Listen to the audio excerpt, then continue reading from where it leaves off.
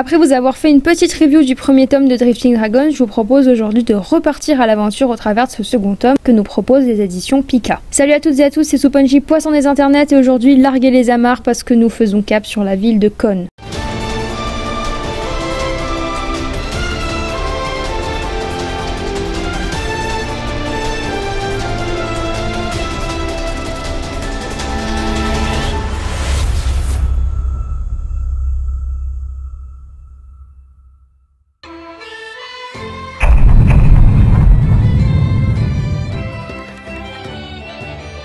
Ce second volet débute là où le premier s'achevait. Après avoir affronté les pirates des cieux, notre fine équipe doit effectuer des réparations de leur aéronef ou de leur dirigeable, le Queen Zaza. Par chance, elle va croiser la ville de Kon, c'est une ville portuaire et c'est vraiment THE ville pour les dragonniers, la plus éminente, la plus florissante, là où ils vont pouvoir vendre tout ce qu'ils ont pu récolter de leur chasse aux dragons.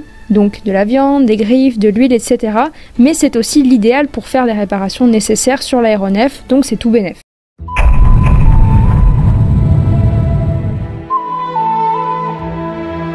Ce second tome est l'occasion pour nous de faire la connaissance d'un tout nouveau personnage qui s'appelle Oula et qui possède un background vraiment très intéressant, mais surtout un strabisme assez sympa.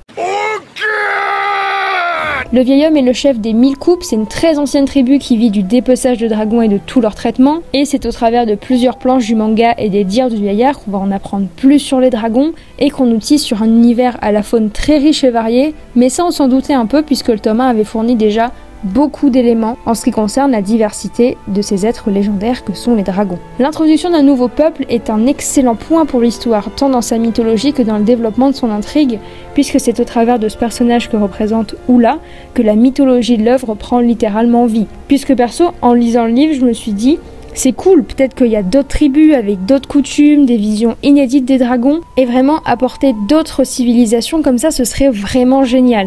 Grâce à cette mécanique narrative, on voit bien que Drifting Dragon, c'est pas seulement une histoire de chasseurs de dragons un peu bateau et éclaté au sol, c'est aussi une histoire qui s'annonce être complète, travaillée, originale de par sa riche toile de fond, et ça, c'est sympa.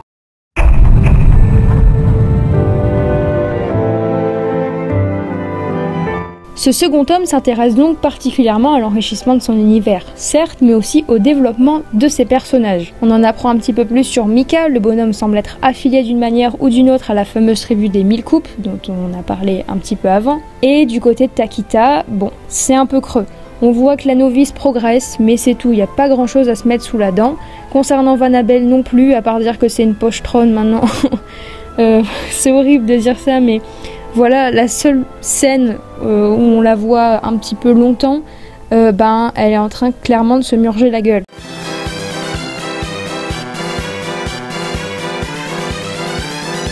Par contre, il semblerait que l'auteur voue une affection particulière au personnage de Jiro, puisque c'est un personnage qui avait marqué le premier tome et qui marque également ce second, avec cette petite histoire d'amour qui lui vaudra vraiment un super glow-up. Attention, je vous montre la nouvelle tête de Jiro dans 3, 2, 1...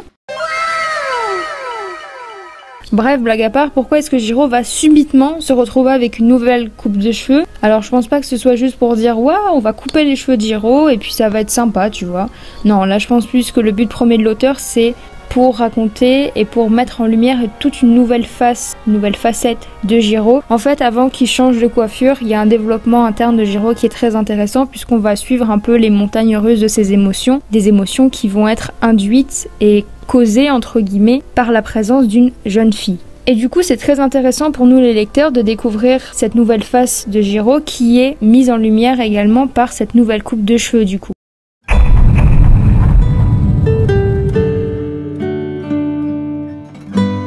Sur le plan graphique, c'est toujours un plaisir de contempler les planches de Taku Kuwabara. Je vous mets quelques extraits, mais avouez que c'est quand même magnifique.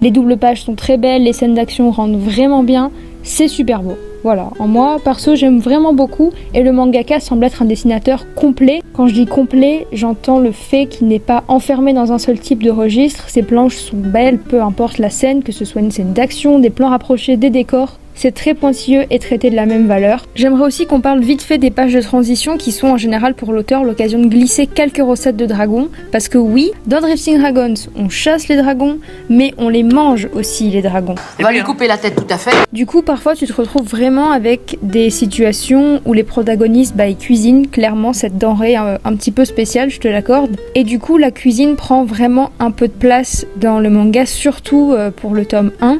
À tel point que je m'étais demandé si je lisais pas un manga culinaire parce qu'il y avait vraiment beaucoup de recettes, beaucoup de pages de transition avec de la cuisine. Et pour ce second tome, la cuisine laisse place à beaucoup plus d'illustrations de dragons. Et il faudra dire que ce tome se prête moins à la gastronomie, donc c'est normal. En tout cas, c'est un bon point et j'apprécie mieux les pages transitives culinaires quand elles sont pas omniprésentes. Parce que oui, c'était sympa, mais je trouvais que c'était un petit peu étouffant dans le tome 1. Et justement, ce tome 2 laisse place à un petit peu plus d'illustrations de dragons. Et ça, j'aime bien.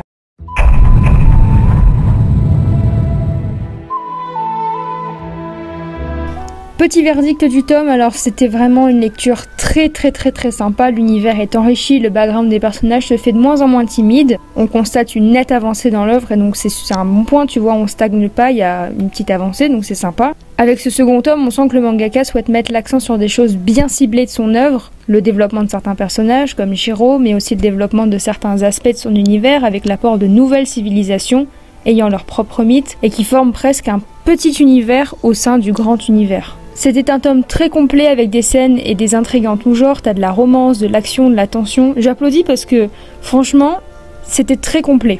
Drifting Dragons est donc parti pour occuper plus d'une place dans ma mangatech et ça c'est un bon point.